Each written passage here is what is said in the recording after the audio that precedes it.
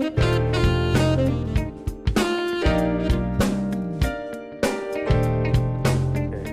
to the 12th episode of Let's Talk Sports by the Lake. I'm your host, Julian Howell, and this is my co-host, Jacob Bartko. And today we're going to talk about the NFL. So Jake, there was a big signing with the Cleveland Browns recently. There was. We finally signed our running back Duke Johnson to a 3-year deal. It was anticipated coming up into this offseason that they were going to re-sign him, but we weren't sure for how long or how much money he was going to receive. But yeah, the Browns signed Duke Johnson to a 3-year contract worth $15.6 million, with $7.74 million guaranteed. What do you think about that signing, Julian?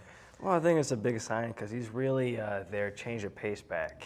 He has had at least 500 yards in his first 3 seasons, and that's in some really great company with Herschel Walker, and his role is just really defined on that roster. Because as you know, they drafted Nick Chubb and they signed Carlos Hyde, 2 running backs, and one of those guys will likely be the workhorse. So how do you think that's going to unfold, Jake? Honestly, I think it was smart to re-sign Duke Johnson.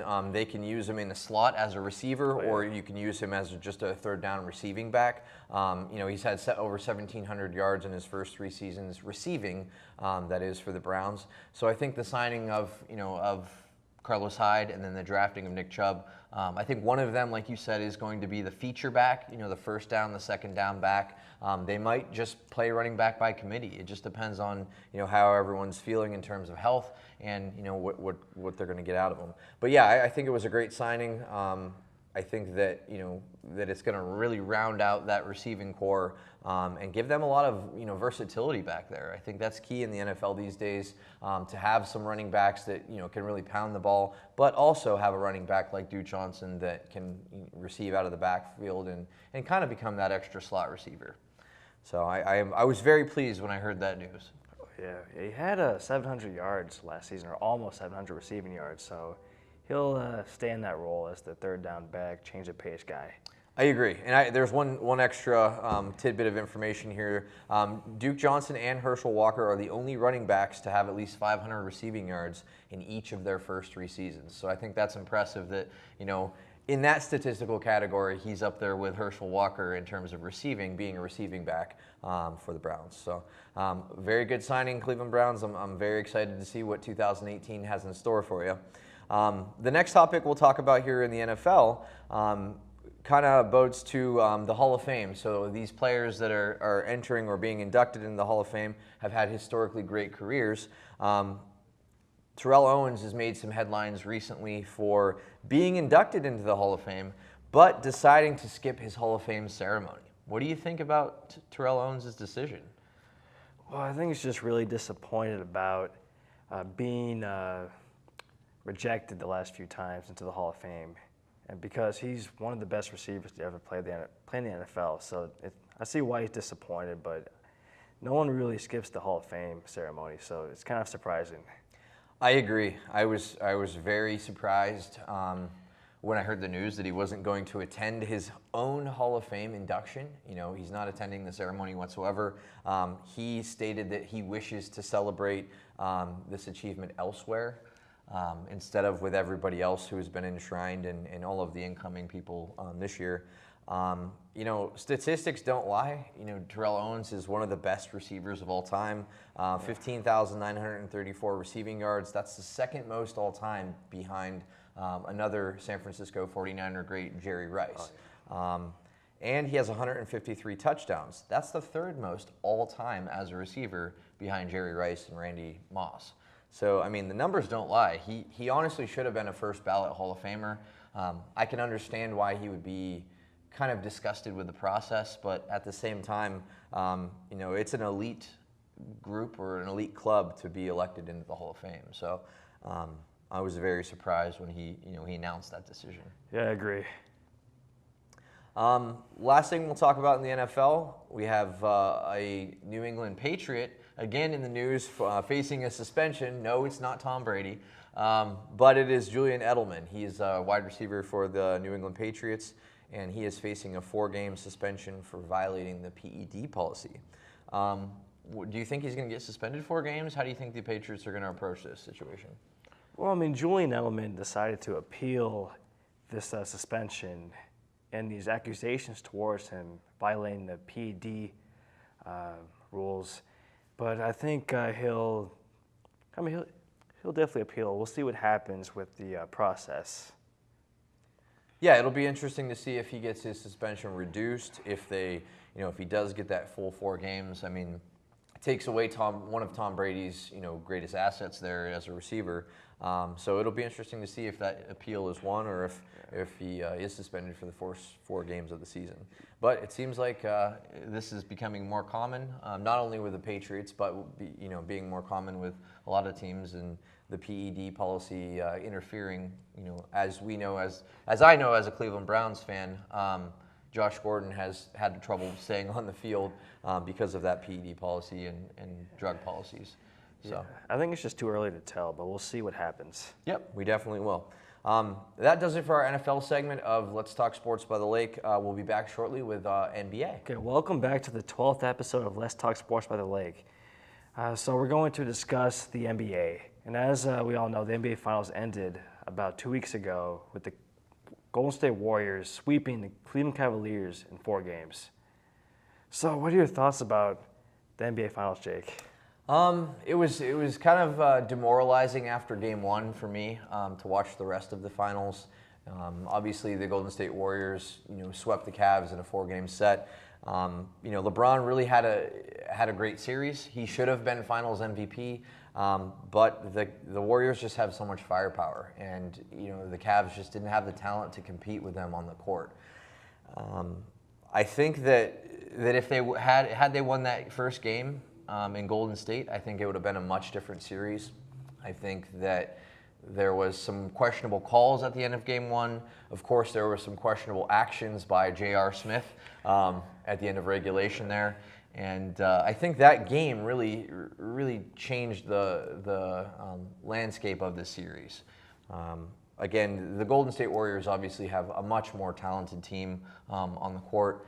But LeBron James was really willing his team to win these games, and he did as much as he could in the first couple of games. So, what do you think, and why do you think it has been so difficult for the Cavs to beat the Warriors? Well, like you said, I think the Warriors are more talented than the Cavaliers. They have Kevin Durant, Klay Thompson, Draymond Green, Steph Curry, a good bench. So they really are just a better team. And a lot of people predicted that the Golden State Warriors would win. And a lot of people thought that maybe the Cavs would at least get 1 game, but it didn't happen. Yeah, it did not happen. It was tough as a Cavs fan to watch the series, but again, the better team won. I just hope that Cleveland can get LeBron James to stay as a Cavalier for this upcoming season, and can hopefully get some more help around him. He didn't make any excuses. He really put forth his best effort, and really that's all you can do. When you're playing against quite possibly one of the greatest teams of all time. And just to add one other thing, I think Kevin Love was pretty steady for him during the finals. Like, he had 3 20-point games, so he played well for them. So I feel like it was everybody else who wasn't doing their job. Yeah, I agree. I think LeBron and Kevin Love held up their end of the bargain. J.R. Smith definitely not so much. But we'll see what happens in this upcoming year, and see if there's any free agent activity with the Cavs, or if even LeBron James stays in Cleveland. It's going to be an interesting summer for the NBA, and the upcoming draft this week will definitely show us how the landscape is going to change, prior to free agency beginning. Last week, the Detroit Pistons hired Dwayne Casey, who was recently fired from the Toronto Raptors, and I hear it's a 5-year deal, $35 million, so roughly $7 million a year. And I mean, Dwayne Casey, I think it was a great hire, because a lot of people say he's really good with player development, player relationships, and he did a great job in Toronto. They were the best team in the East last year, or had the best record at least. And so I think maybe he could help the Pistons get to the playoffs again. I agree. I also think it was a great hiring by the Pistons. Dwayne Casey really got the short end of the stick there in Toronto. After being demoralized by the Cavaliers in the playoffs this year. He was fired as their head coach, but led them to the best record they've ever had, as a franchise. They led the East in terms of the regular season record. They really did everything you could ask them to, other than win playoff games. And I know that's really what it comes down to in terms of how you gauge a team's success. But they had a great regular season. They were really putting things together. So it was surprising to me that the Raptors fired him. But again, that just benefits the Pistons here. I think it was a great hiring by them, and we'll see what he can do with that talented Pistons team. Still have Blake Griffin, Andre Drummond. Yeah. A couple Reggie other, Jackson. Yeah, Reggie Jackson, great point guard. So he does come into the team with some assets there.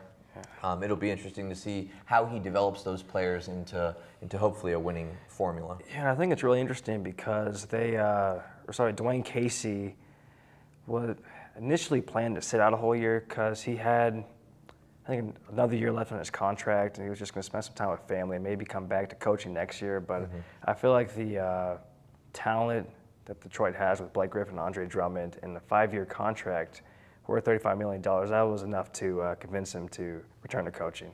I agree. I would not turn down that contract either. So yeah, it'll be interesting to see how the Pistons do. I'm excited for their upcoming season. Yeah, me too. The last thing we'll talk about in the NBA is a big name free agent player. Well, actually a big name player on the San Antonio Spurs, Kawhi Leonard. He has demanded a trade from the Spurs.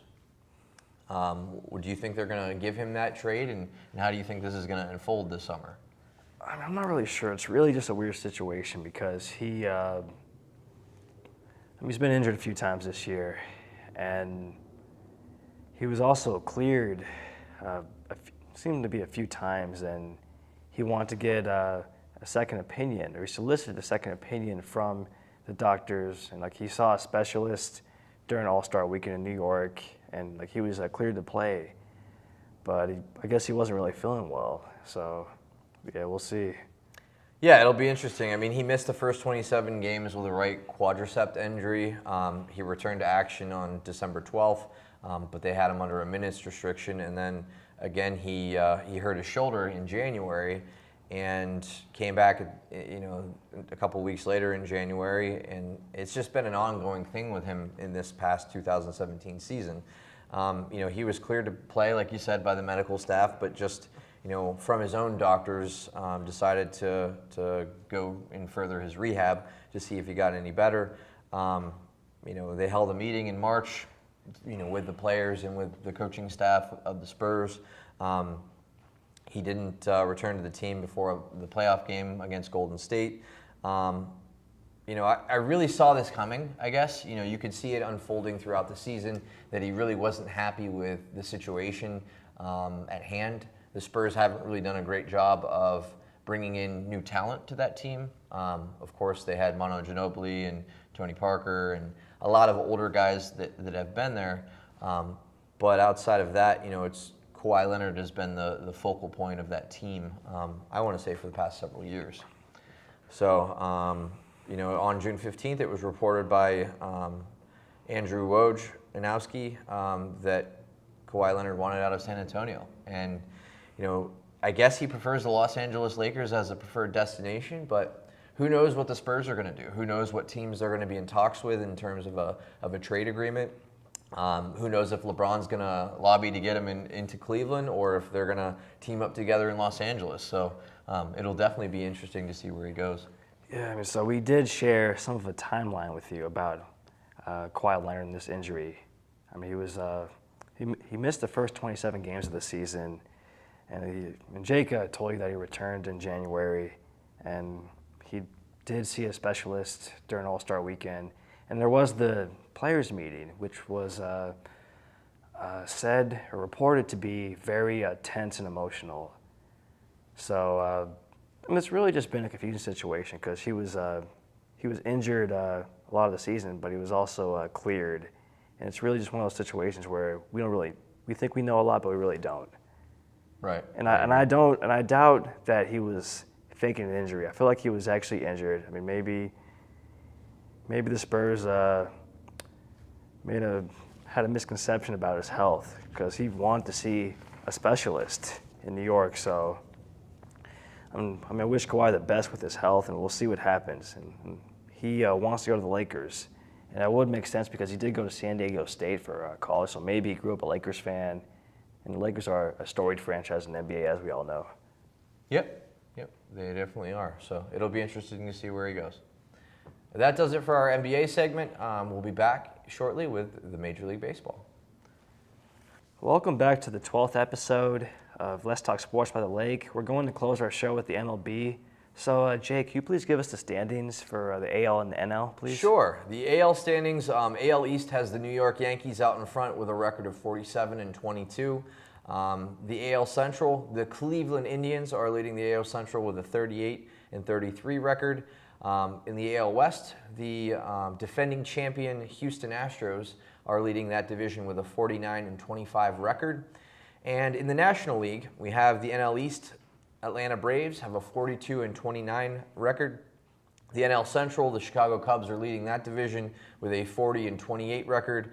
And then wrapping up the NL West, the Arizona Diamondbacks have a 40-32 record. So I guess there's a lot of the same front-running teams this year that are winning their divisions. Who do you think is really standing out, and why? Well, I think the Yankees are still standing out with their great. They have some great hitters with Aaron Judge, Giancarlo Stanton, and Didi Gregorius. So I think they're really standing out this year.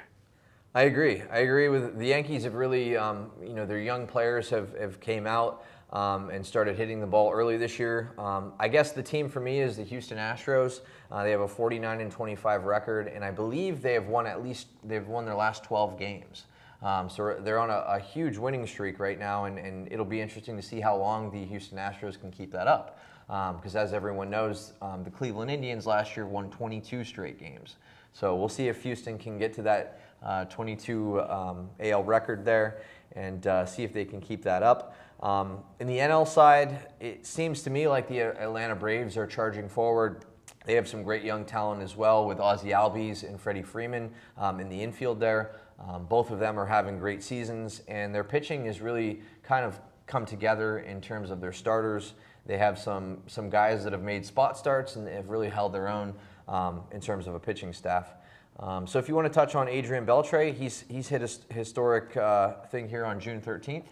Yeah, so on June 13th, Texas Rangers third baseman Adrian Beltre passed right fielder Ichiro Suzuki for most hits by a foreign-born player with 3,090 hits.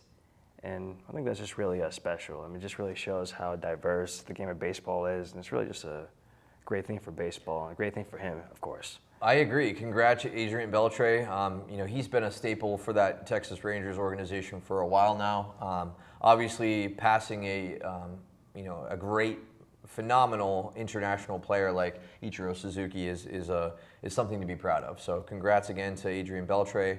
3,090 hits.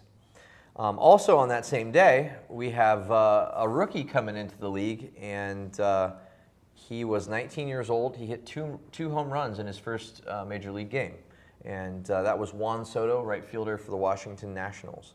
What do you think about Juan Soto's feat, and how amazing is that to play in your first major league game? I mean, it's really impressive because, it happened at Yankee Stadium, and it doesn't really happen that often at Yankee Stadium. And the last player to do that at Yankee Stadium was Ken Griffey Jr. As all of us know, he's a Hall of Famer, a first ballot Hall of Famer, great player. And yeah, it's just really special. He's had 5 home runs since entering the league because he was picked up by the Washington Nationals last month. So it's really great. I agree. It's awesome to see someone in that same conversation with a Ken Griffey Jr. stat. Growing up, he was one of my favorite players. So that was May 30th, 1989. A 19-year-old Ken Griffey Jr. hit 2 home runs against the Yankees, that being in the old Yankee Stadium. So that's a pretty fun fact there. And then last night, we have another seasoned veteran reaching a milestone. Pitcher Bartolo Colon earned his 244th win, passing Juan Marichal, becoming the winningest Dominican Republican Dominican Republic-born pitcher in the MLB. So I think that's an awesome feat as well. Bartolo Colon was one of my favorite players growing up, pitching for the Cleveland Indians. What do you think about Bartolo and his longevity, I guess you would say, in the game? Yeah, it's great. I mean, because I remember when he played for the Mets, and just always been a solid pitcher in the MLB, and it also echoes the diversity of the MLB. He's from the Dominican Republic, and just shows that this game's really, it's a melting pot. It's like a representation of America itself. And so I really appreciated the diversity of baseball as a fan. I agree. I think you put it very well put there. It's a melting pot of America, and it's baseball's pastime, or it's America's pastime, baseball being. Bartolo Colon, a fun stat that I remember is he pitched opening day at the Atlanta Braves Stadium years ago, and then he actually pitched in their new stadium this past year in 2017. So Bartolo Colon, as a major league pitcher, outlasted a major league stadium. I think that's pretty cool. But that does it for our 12th episode of Let's Talk Sports by the Lake. Again, I'm Jacob Bartko, and I'm here with Julian Howell. And we hope you tune in next time to get some updates on the major leagues.